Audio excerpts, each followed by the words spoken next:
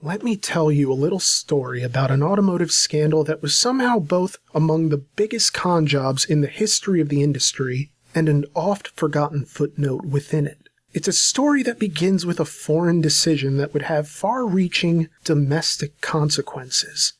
October 17th, 1973. As a result of the Yom Kippur War, the Organization of Arab Petroleum Exporting Countries made the decision not to ship oil to any nation that supported Israel in the conflict with Egypt and Syria. Gas prices skyrocketed, and filling stations were crowded with people trying to top up while the getting was good.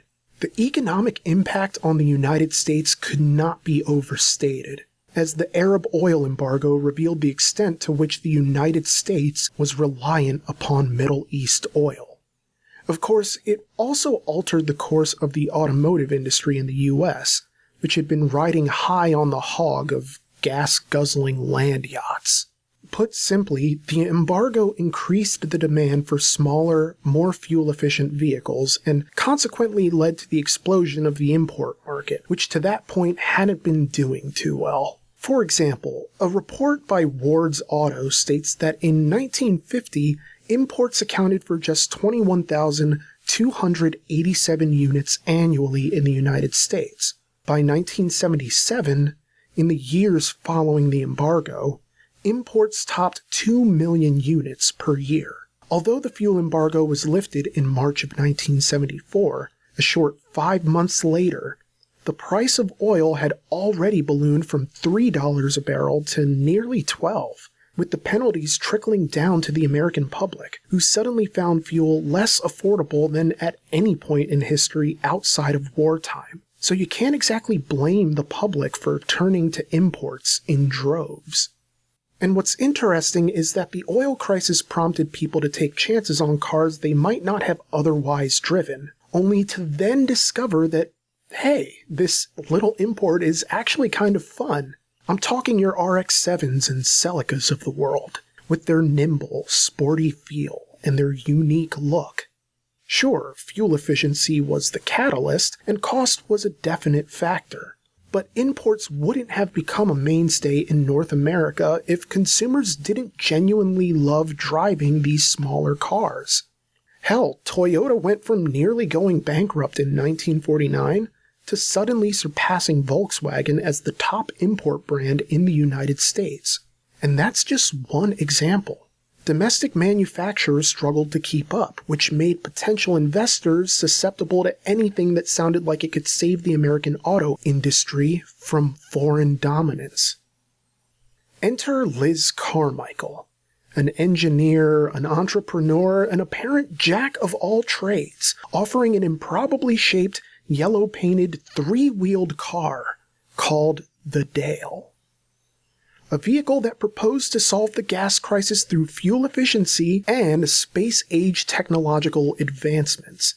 Now, in just about any other era, it's hard to imagine the Dale gaining any traction whatsoever. But when you tout your car is getting 70 miles to the gallon for under $2,000, it's not exactly surprising that buzz forms around it. Nor is it necessarily surprising that a cult of personality forms around the person pushing it onto an otherwise uninformed public. Of course, you'd think any con artist worth a damn would pick a different industry in which to perpetrate their con, but the American auto industry was at a crossroads. And with Liz Carmichael, investors found someone who had the answer they were looking for. And they believed in that answer. But only because they were so desperate to find it in the first place. This is the tale of the Dale. Again. Our story begins proper in Southern California, where a man by the name of Dale Clift designed and developed the Dale. Clift was an engineer and part-time inventor who worked for Litton Industries, an electronics manufacturer and military contractor. When Clift began looking for a solution to the embargo-related price hike in 1973, his plan was, naturally, to design a more fuel-efficient vehicle. Gas prices hit 75 cents a gallon, and Clift, an avid motorcyclist, was having trouble figuring out how he could ride his comparatively fuel-efficient motorcycle to work on rainy days, while also still remaining presentable for work. So he came up with the idea for a three-wheeler powered by his motorcycle, which would have its front wheel removed and its back half attached to the tail end of an enclosure with two front wheels to create an all-weather, gas-sipping, three-wheeled vehicle. He set to work on the creation utilizing a framework consisting of a half-inch electrical conduit with joints soldered together with a copper-zinc alloy. The engine was a 305 twin, fresh off of a Honda CB77 Superhawk motorcycle. The rear brakes came from a Honda Hawk, and the two front wheels were suspended using forks. So basically, it was a motorcycle wearing a car. Clift built this entire thing in his garage with the help of a co-worker from Lytton, because if you can't depend on loosely associated work colleagues to help you build an imaginary car from the ground up, I'm not really sure who the hell else you're supposed to turn to. Now, that it worked at all was a miracle, but Clift actually managed to get the okay from the state of California to take this thing out on the road, as the prototype Dale was registered as a motorcycle and deemed street legal. Granted, you could have stocked a newsstand with all the issues this prototype had, whether it was carbon monoxide leaking in the cabin, the complete and utter lack of any crash safety measures whatsoever, or brakes that were really only brakes in the nominal sense, since the cable-actuated brakes and undersized tires offered little in the way of significant stopping power. Yeah, the Dale worked, but if you crashed it, you were probably looking at substantial medical bills, if you survived at all.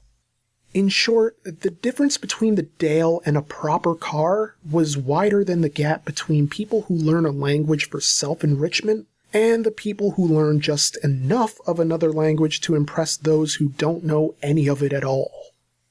Still, Clift drove his creation around the San Fernando Valley and turned heads pretty much everywhere he went. And why not? It looks like something a character in a Dr. Seuss book would drive. And considering his technologically mischievous nature, one wonders what he might have accomplished if he'd linked up with the right investors and business people from the start. But that wasn't really in the cards for Clift, who wasn't so much eccentric as he was an optimist. And, well, con artists tend to burn through the optimism of their marks like embargoed fuel. Geraldine Elizabeth Liz Carmichael was 6 feet 2 inches, 225 pounds of pantsuited ambition.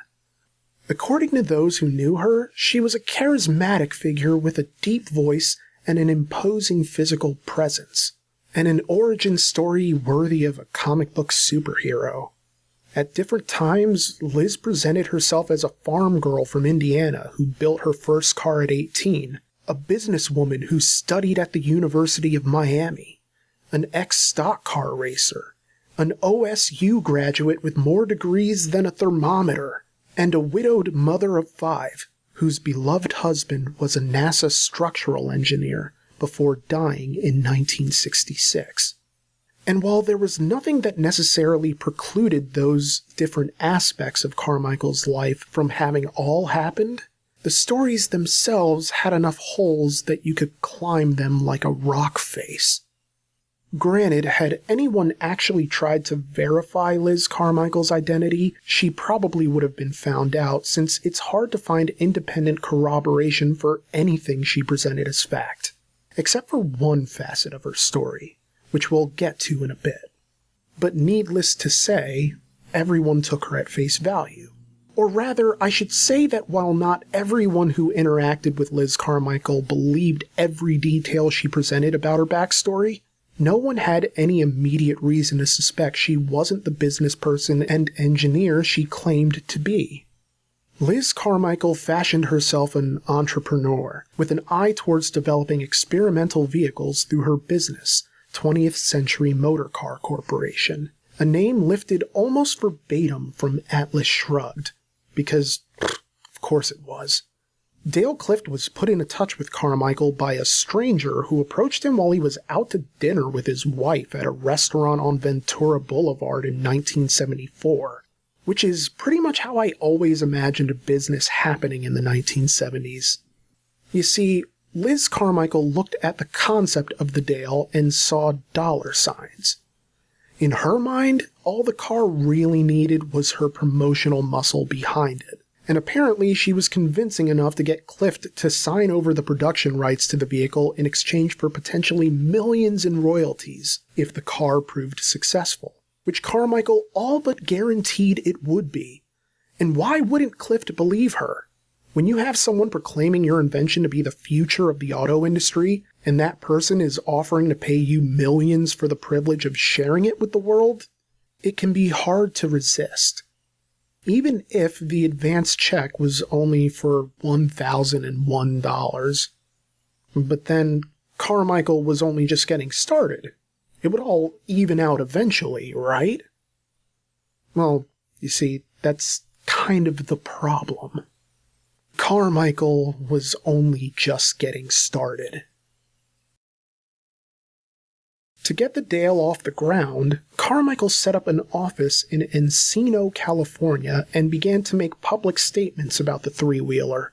It would get 70 miles per gallon. It would cost $2,000 or less. And in the first year, 20th Century Motor Car Corporation would produce 88,000 cars and 250,000 in the second.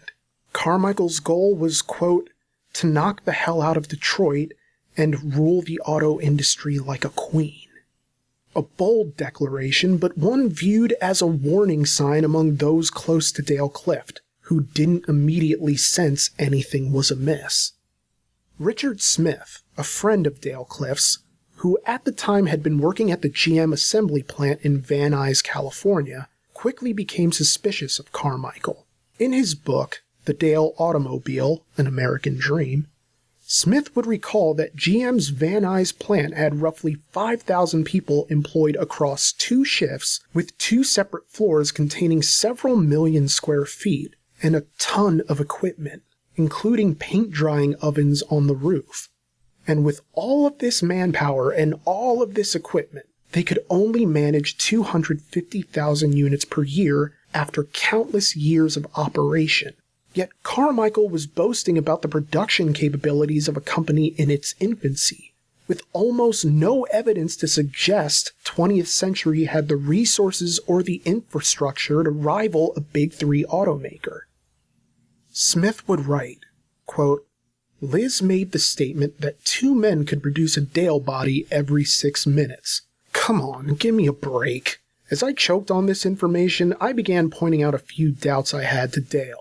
This I did in as kind a way as I could, while showing my concern about the information that Liz was feeding to Dale. I pointed out to Dale that the federal government had forced their desire to have a standard bumper height on all auto manufacturers. That minor detail forced our plant to spend about $1 million to erect a new building with computerized equipment to track bumper heights.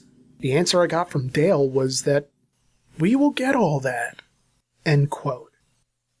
But before the car even went into production, the Dale was rolled out with a full promotional push, including a 6-page color booklet touting it as the first space-age automobile, and a car designed and built like it's ready to be driven to the moon, which is a claim that's almost Ralph Cramden-like in its boastfulness. At the very least, it's more sketch than anything you'll find in an art school. And the release details went even further, describing it as a car built out of rocket structural resin that was supposedly capable of absorbing 4 times the impact of a Cadillac. It was also alleged to be made with Rigidex windows, which were said to have 70 times the impact resistance of safety glass. The printed circuit dashboard would allow accessories to be directly plugged in, while the 3-wheel design would make for a lighter car overall, with a curb weight of around 1,000 pounds. The engine being trumpeted for this model was an 850cc twin from a BMW motorcycle, making 40 horsepower and reaching top speeds of 80 miles per hour. And the promotional push didn't stop there. 20th Century was already planning two other three-wheeled companions to the Dale, the Revell sedan and the Vanagon station wagon. Before manufacturing had even begun, Carmichael had already planned a small fleet of Dale-related vehicles that she swore up and down would be the dawning of a new automotive revolution. This naturally raised further suspicions for Richard Smith, Dale Cliff's good friend. Again, this was a guy who'd been employed for years at the GM Van Nuys assembly plant, so he knew more than a thing or two about the process of automotive assembly, and Carmichael's printed circuit dashboard claims set off alarm bells. Smith would write, quote, "I had a problem with the much-heralded printed circuit dashboard that would eliminate the need for electrical wiring. Printed circuits for the instrument cluster that powered the instrumental panel lights and gauges are nothing new. The panel lights and gauges require very little electrical current to operate, and are well within the ability of a printed circuit to supply." However, Liz was saying all the accessories, including the radio, heater, and air conditioner, would be plugged into this printed circuit. An example of what's wrong with this notion is that most air conditioner circuits are fused with a 20-amp fuse. This means that a 12-gauge wire would be necessary to supply 20 amps of power for the air conditioner. I have never seen a printed circuit with enough copper in it to handle this amount of current. It would not make economical sense to produce a printed circuit for this kind of application. Another revelation from Liz revealed that the air conditioner for the Dale would have no moving parts. This caught my attention because air conditioning is based on pressure differential. A compressor pumps up the refrigerant to a high pressure, which is then allowed to expand in an evaporator. The sudden drop in pressure produces cold. This requires a compressor, which most certainly has moving parts. End quote. But the good-natured Clift remained on board with Carmichael, even as his suspicions were gradually aroused by his friend's observations. Manufacturing was set to begin in a rented hangar in an airport in Burbank, California, with Carmichael claiming that once the operation was up and running and the first cars started rolling out in the summer of 1975, the Dale would be sold through some 100 dealerships and 250 distributors. Carmichael found investors who bought in to the tune of roughly $33 million, and more followed throughout 1974, as dealers and prospective customers alike sought to put money down on what was basically guaranteed to be the car of the future. That is, if everything people were hearing about the car was true. But coverage of the Dale featured a lot of surface-level amazement and not a whole lot of thorough scrutiny of Carmichael or her claims, much less any real skepticism about the car itself. Naturally, part of the issue with the Dale was Liz Carmichael and her dedication to the hustle. She just could not resist making grandiose statements about the car's performance capabilities, like how the low center of gravity was a key component to its safety over other cars, adding that the weight distribution afforded by the triangular wheel arrangement made the car functionally impossible to roll over, which, whatever, you know? But even if the media bought it, there was no way it'd pass muster in California. Because, you see, the motorcycle classification was fine for Clift's personal use prototype, but there was no way that was going to stick for a vehicle intended for mass production. Still, the public wanted to see the Dale. So Carmichael allowed car and driver photographer Mike Salisbury to visit 20th Century's offices for an up-close look at the car. What he found was a prototype that couldn't even charitably be called a prototype without offending actual prototypes like Alex Mercer and John Cena. Put simply, the visit from car and driver is essentially what blew this hot pile of easy-bake bullshit wide open. For one, the car didn't have a steering wheel of any kind, as Salisbury wasn't intended to actually drive the thing. And even if he was, he literally couldn't, since the engine compartment was stuffed with a purely decorative, non-functioning lawnmower motor. And okay, let's just pretend that a proper engine and steering wheel had been stuffed into the car.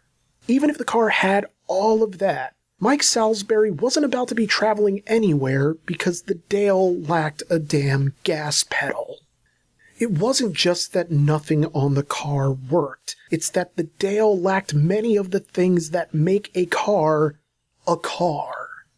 This model was a car with a child's understanding of what's actually supposed to go into one. And Carmichael made sure that the act didn't just extend to the car, but to the employees Salisbury encountered. As Preston Lerner and Matt Stone would write in their book, History's Greatest Automotive Mysteries, quote, "Ringed around the car, a couple of guys wearing Clark Kent glasses were scribbling on clipboards. Salisbury was convinced they were performing a pantomime for his benefit."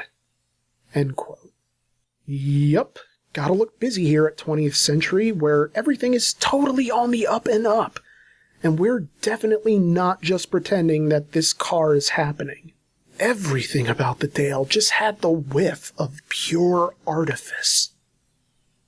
According to Car and Driver's eventual write-up, the Dale's Onan portable engine generator was, quote, "fed by a lawnmower carburetor stuck on the end of a sloppily welded lead pipe. The rear end was a Ford differential, cut in half, mounted to one wheel. The transmission, a Toyota automatic, was stuck into the rear end with no drive shaft." End quote. So yeah, not exactly the state-of-the-art car of the future that Carmichael was selling to anyone with ears.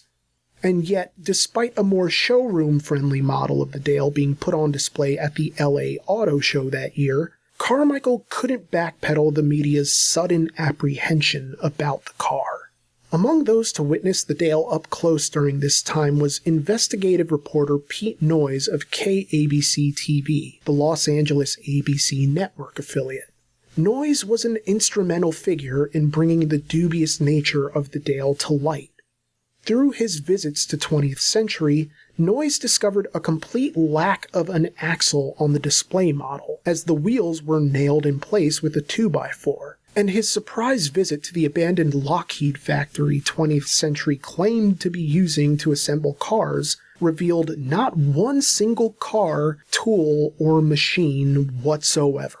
To cap it all off, Noyes also made contact with a former district attorney's investigator, who revealed that one of Carmichael's key assistants was a known associate of LA organized crime.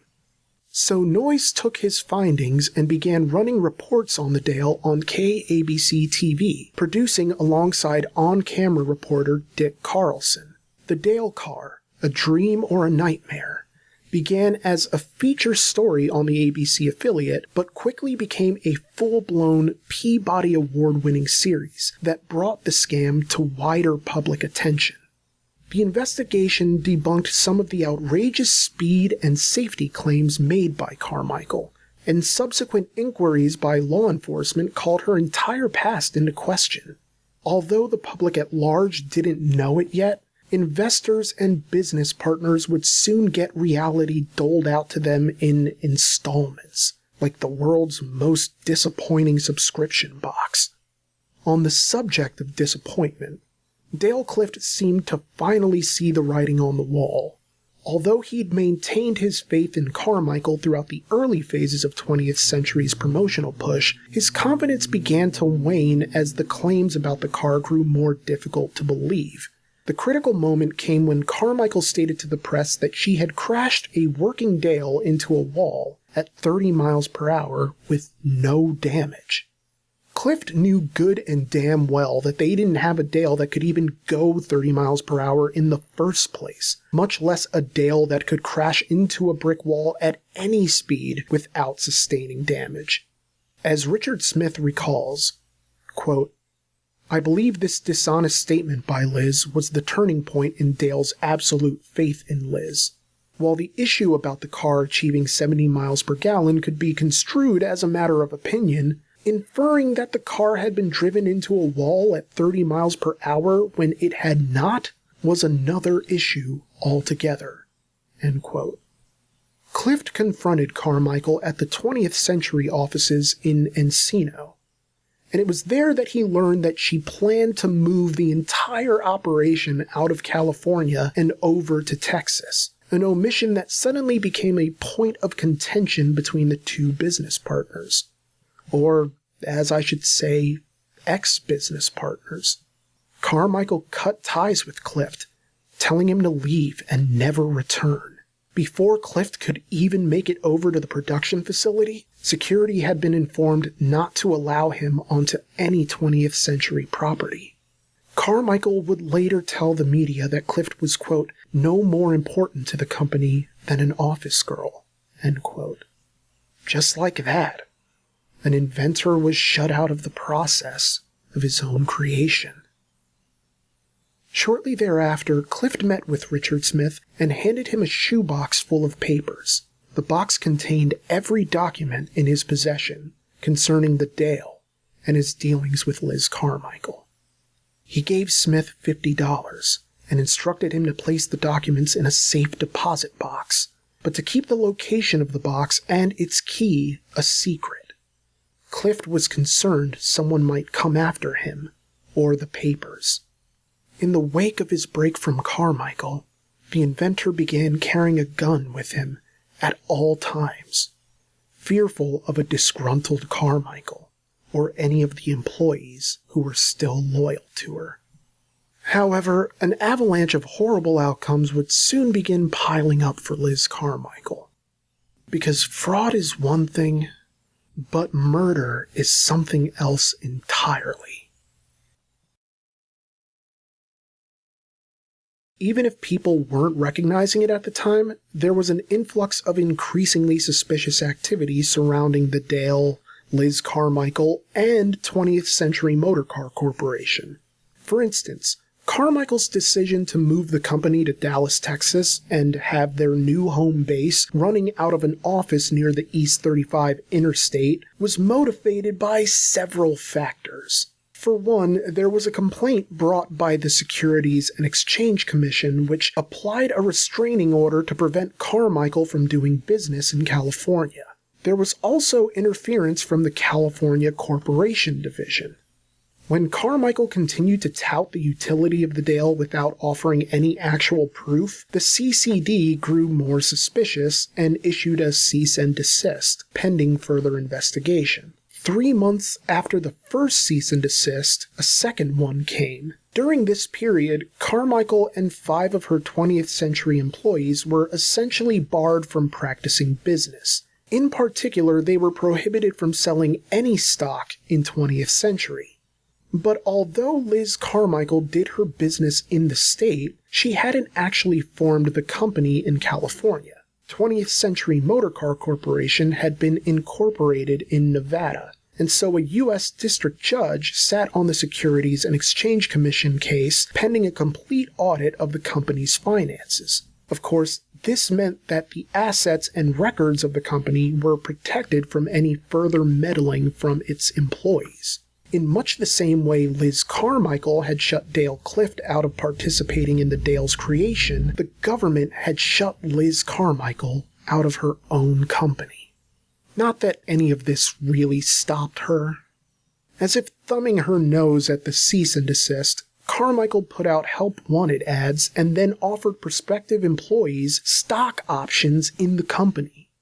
This, despite the fact that she lacked both a license to sell shares as well as a license to even sell cars in the first place.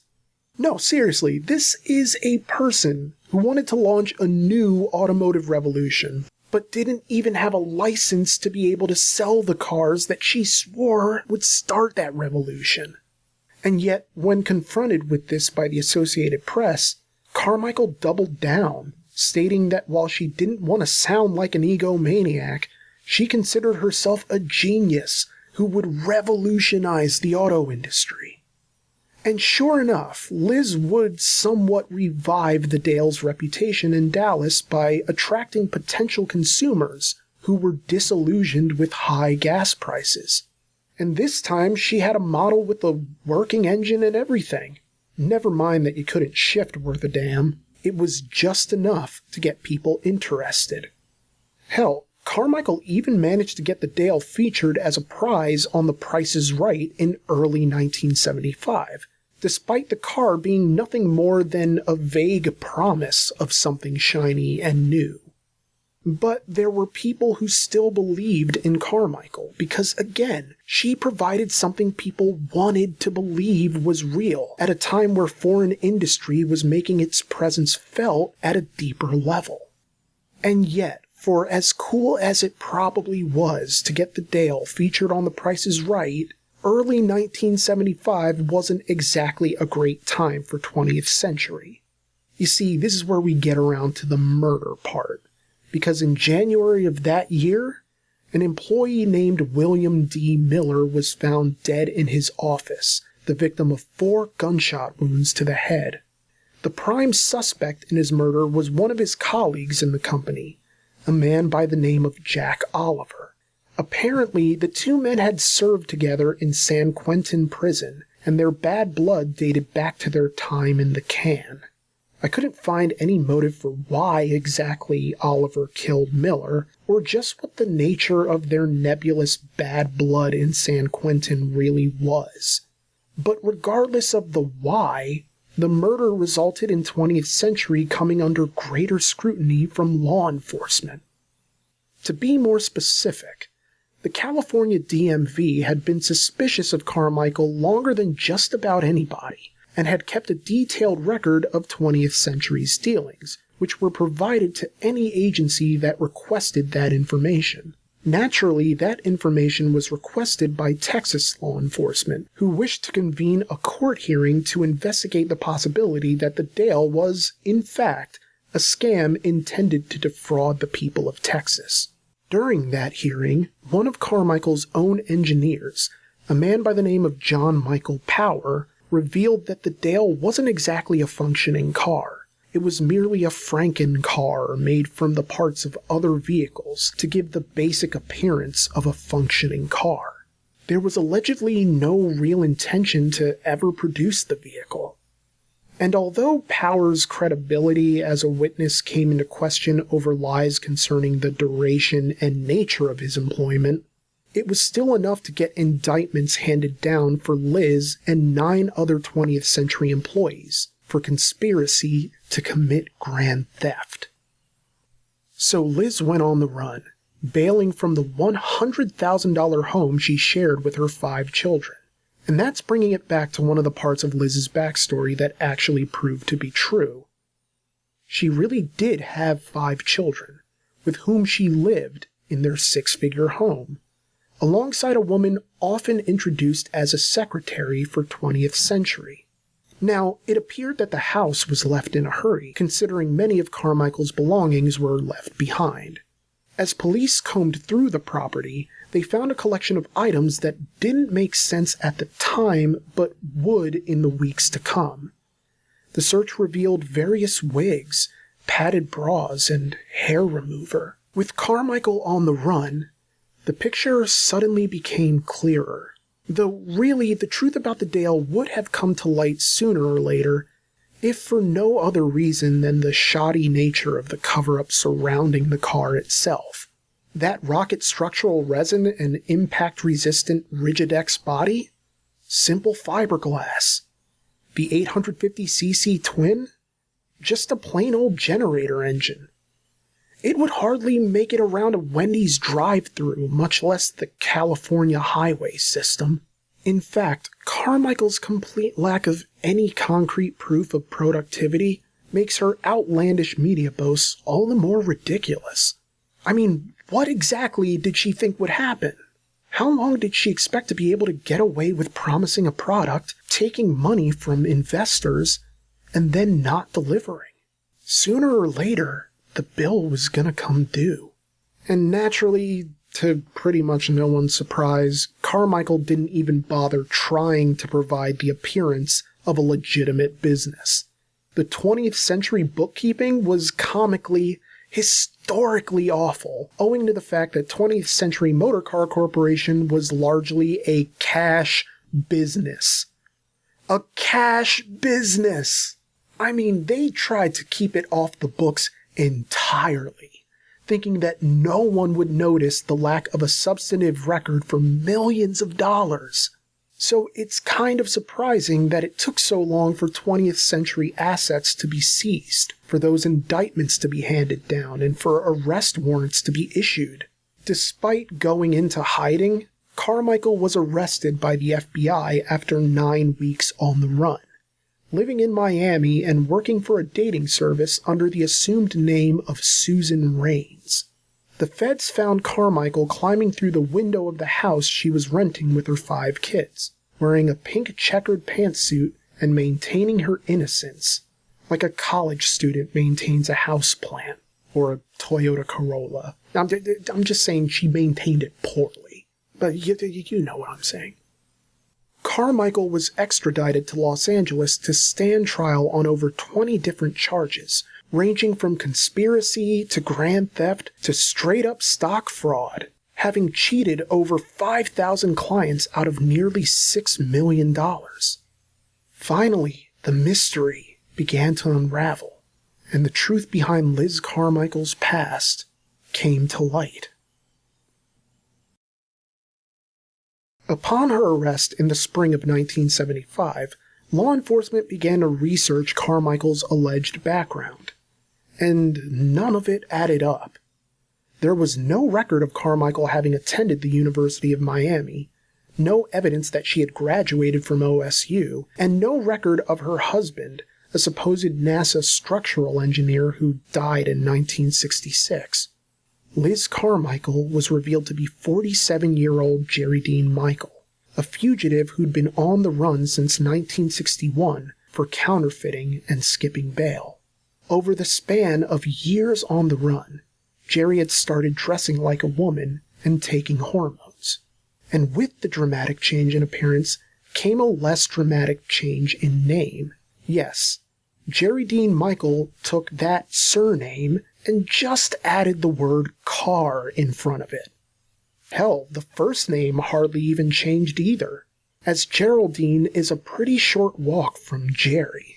And yet, while it's easy to assume that Jerry Dean Michael was simply co-opting the struggles of the transgender community in order to avoid law enforcement, you would think he'd have switched back to going by Jerry Dean Michael once he was caught, if that were really the case. But instead, the opposite happened. Geraldine Elizabeth Liz Carmichael fought for and won the right to be referred to as a woman in all court proceedings.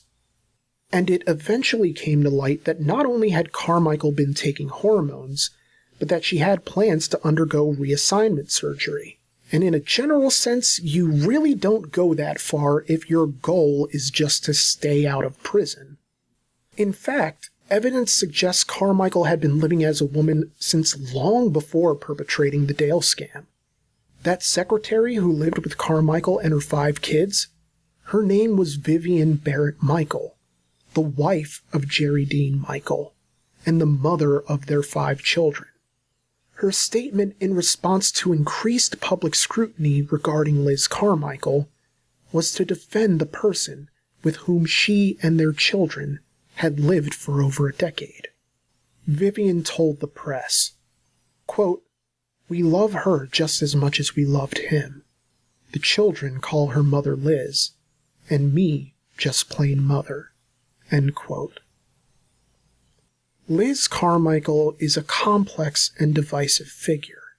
On the one hand, she had the bravery to fight for the right to be recognized humanely in a criminal court, and yet she lacked the actual principles not to have committed her crimes in the first place. In the face of cease and desist orders and criminal investigations and overwhelming evidence of wrongdoing, she doubled down. It's the type of boldness that probably could have been turned towards something decent and, not criminal. But whether through circumstances or ambition, Liz Carmichael chose her career path. The path she chose led to a California courthouse.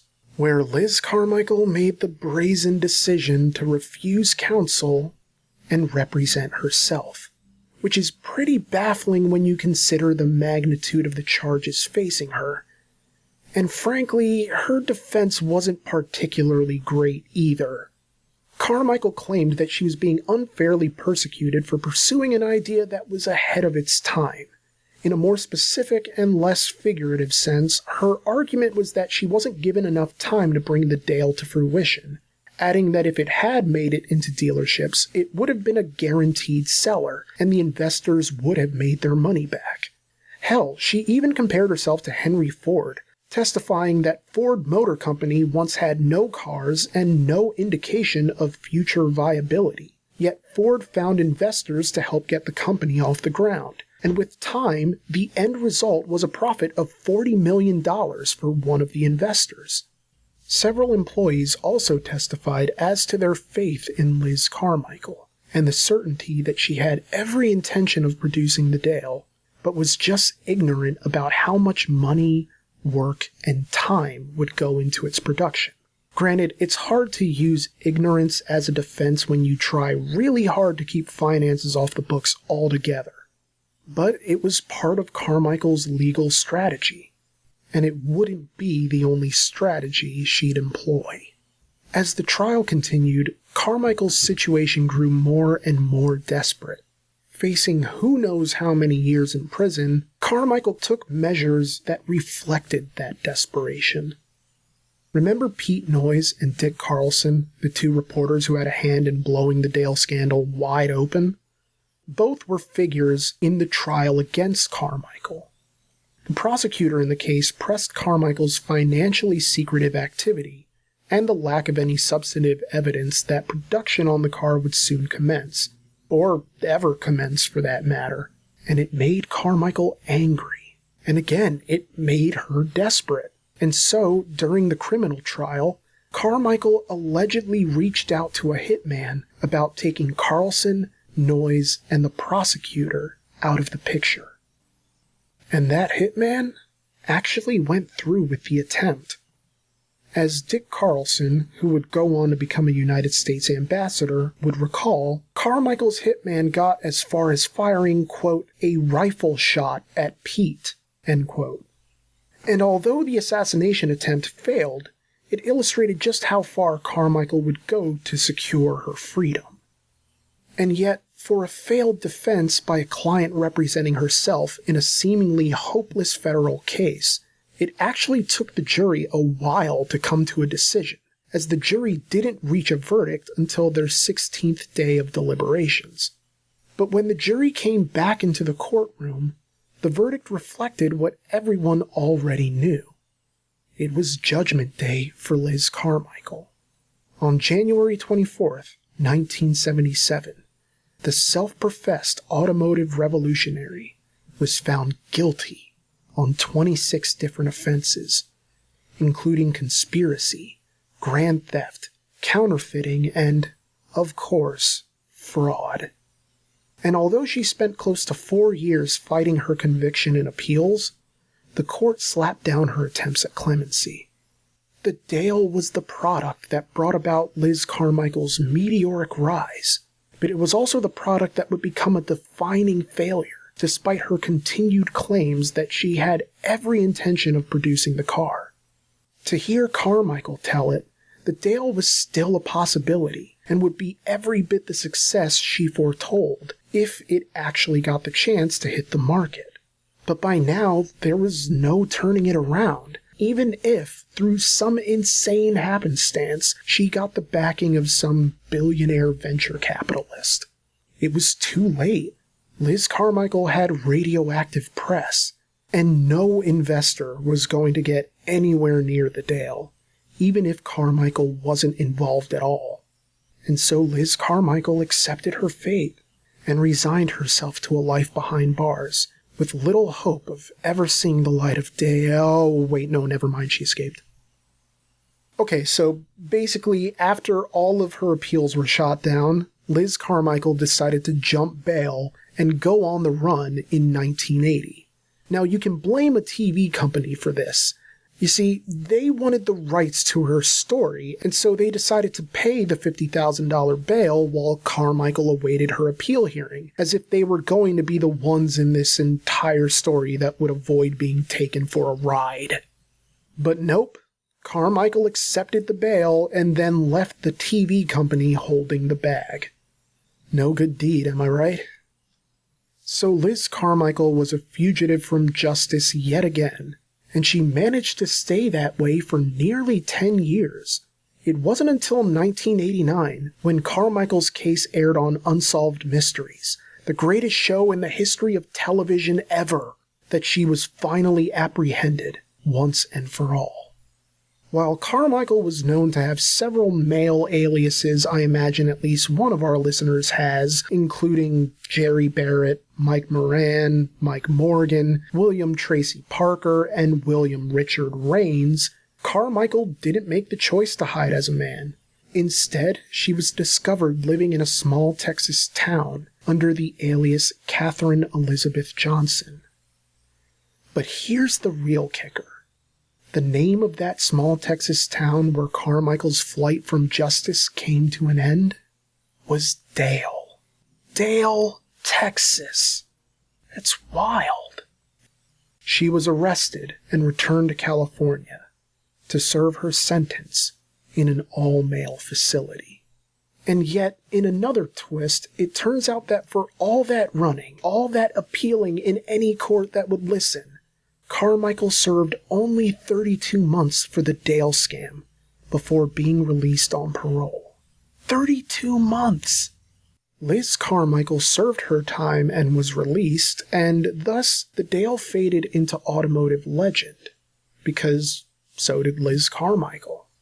She and the three-wheeled Dale became a footnote in the history of the auto industry, and the desperate lengths to which people would go to find an answer to the fuel crisis. But it's also a cautionary tale, a reminder that if something sounds too good to be true, there's a chance it probably is. And maybe it's just as well.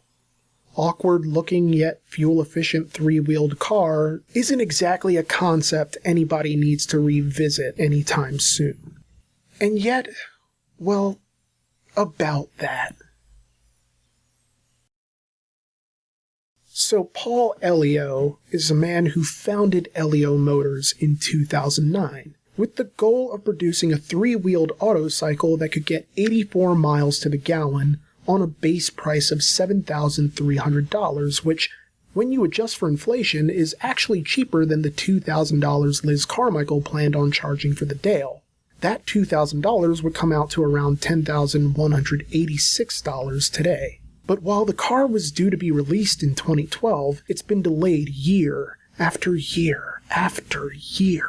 Elio tried to secure a loan from the Department of Energy amidst advance reservations that the company received in spite of all the bad press. But unlike the Dale, you actually could drive the Elio. Not that Paul Elio's claims about his car being the future of the auto industry were all that different from Carmichael's. And like Carmichael, Elio had a real talent for making money disappear, reporting to the SEC that his company has lost roughly $53.8 million over the course of operation. So why even file with the Securities and Exchange Commission?